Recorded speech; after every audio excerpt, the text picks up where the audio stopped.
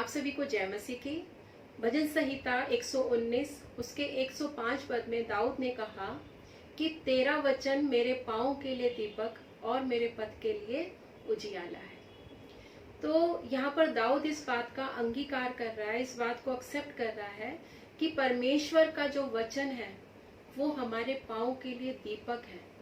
यानी जब हम एक ऐसे संसार में रहते हैं जो अंधकार से भरा हुआ है और परमेश्वर का जो वचन है वो दीपक के समान हमें रोशनी देता है, हमें गाइड करता है कि हमें कैसे इस संसार में आगे बढ़ना है।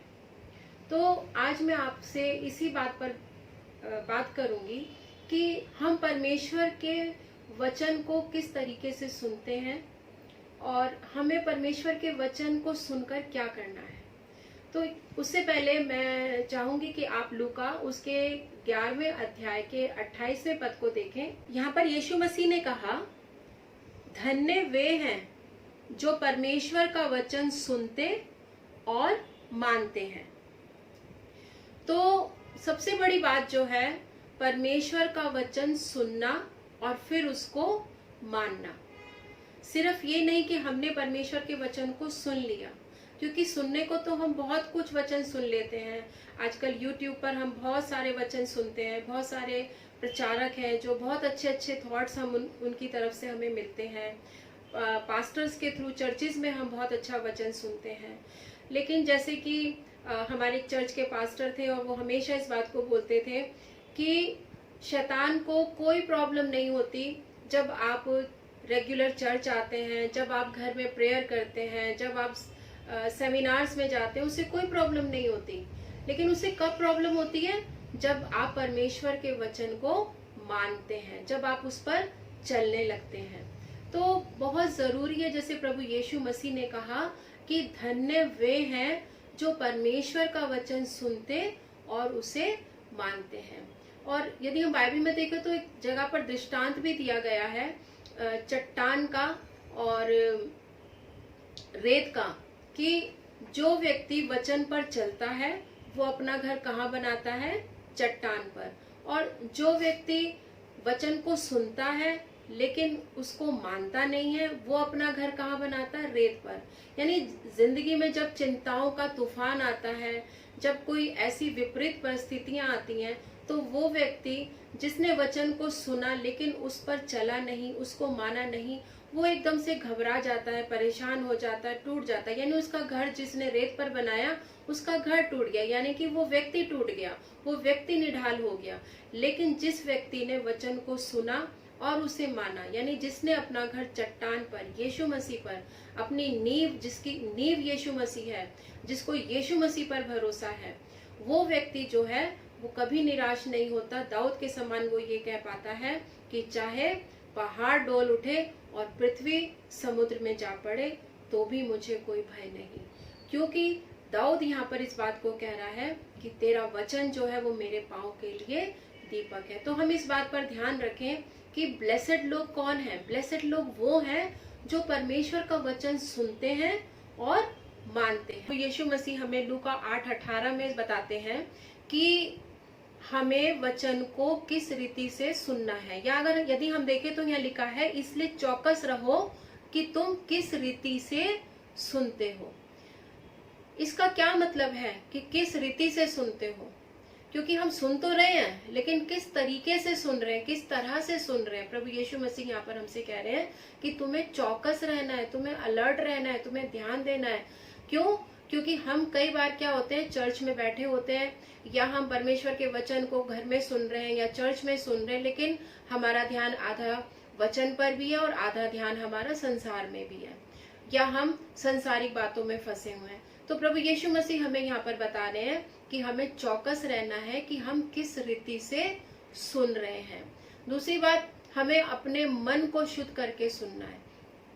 अगर हमारे मन में कड़वाहट है, द्वेष है, क्रोध है, बैर है, तो वो जो वचन है, वो वचन हम जो सुन रहे हैं वो अंदर तक नहीं जा पाता है, क्योंकि मन के अंदर ये सारी चीजें भरी हुई हैं।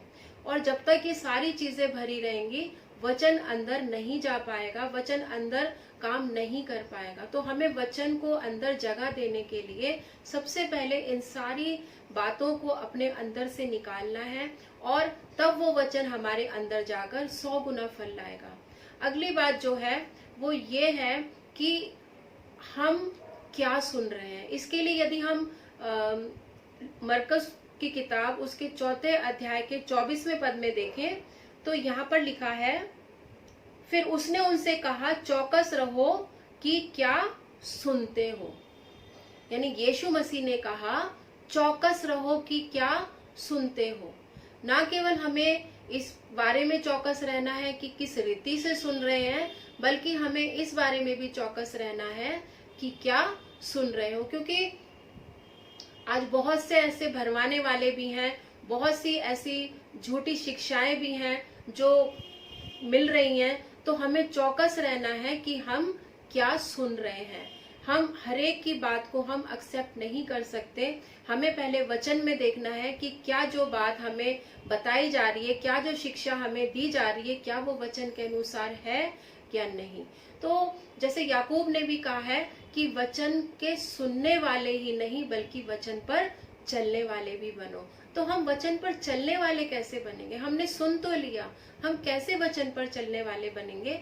उसके लिए बहुत जरूरी है कि वचन को सुनने के बाद हम क्या करते हैं, हम अपने दुनियावी कामों में एकदम से लग जाते हैं। या तो हम मोबाइल में लग जाते हैं, या हम टीवी चला लेते हैं, या हम आपस में बातें करने लग जाते हैं। लेकिन जरूरी ये है कि जब हम वचन को पढ़ते हैं या वचन को सुनते हैं तो उसके बाद हमें वचन पर मेडिटेट करना है, वचन पर मनन करना है। जिस तरीके से हम जब खाना खाते हैं, खाना खाने के बाद जो हमारा डाइजेशन सिस्टम है उसको पचाता है, और उसके बाद जो हमने खाया होता है उससे हमें फायदा मिलता है। वैसे ही जब हम वचन को लेते हैं और हम उस पर मेडिटेट नहीं करते हैं, उसको डाइजेस्ट नहीं करते हैं, तो वचन हमारे अंदर काम नहीं कर पाता है।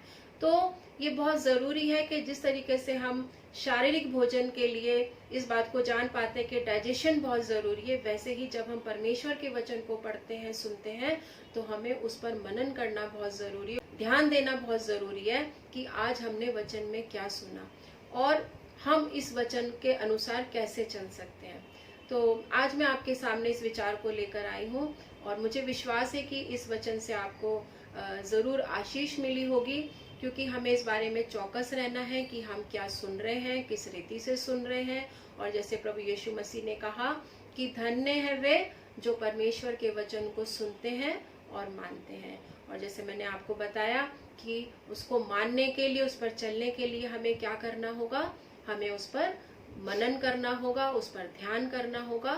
तभी वो वचन जो है हमारी जिंदगी में काम करेगा। हमारे अंदर जो है वो उसका जो फल है वो दूसरे लोग देखने पाएंगे। परमेश्वर आप सभी को बहुत आशीष दे। आइए हम प्रार्थना करें। हमारे स्वर्गीय पिता, हम धन्यवाद के साथ आपके पास आते हैं और आपका धन्यवाद करते हैं इन सुंदर वचनों के लिए। हम धन्यवाद करते हैं प्रभु, हम आपके वचनों को सुनते तो हैं प्रभु जी, लेकिन प्रभु जब चलने की बात होती है प्रभु तो हम फेल हो जाते हैं प्रभु। जैसे पौलुस ने कहा कि जो बातें मैं नहीं करना चाहता वो मुझसे हो जाती हैं, और जो मैं करना चाहता हूँ वो मुझसे नहीं हो पाती। सच में प्रभु जी हमारी भी यही दशा है प्रभु। खुदावंद, हम आपसे विनती करते हैं कि हम शारीरिक मनुष्य नहीं बल्कि आत्मिक मनुष्य बने प्रभु जी, क्योंकि आत्मिक मनुष्य आत्मा की बातों पर मन लगाते हैं और शारीरिक मनुष्य शरीर की बातों पर प्रभु जी। इसलिए प्रभु हम आपसे विनती करते हैं, आप हमें अच्छी बुद्धि और सोच दें प्रभु जी। और जो वचन हमने आपका सुना है प्रभु, के हम चौकस रहें प्रभु जी, कि हम किस रीति से सुन रहे हैं, क्या सुन रहे हैं प्रभु जी, हम इस बारे पर ध्यान दें प्रभु जी। खुदावंद, अपने बहन भाइयों को जो आपके वचन को सुन रहे हैं प्रभु, हर एक के लिए आपकी आशीष को मांगते हैं और विनती करते हैं प्रभु जी, जो वचन उन्होंने आज सुना है प्रभु जी, वो उनके और उनके घराने के लिए आशीष का कारण ठहरे प्रभु जी। आप उनकी जो भी आवश्यकताएं हैं प्रभु जी अपने स्वर्गीय भंडार से पूरा करें। धन्यवाद के साथ इस प्रार्थना को प्रभु यीशु मसीह के नाम से मांगते हैं, आमीन। जय मसीह की।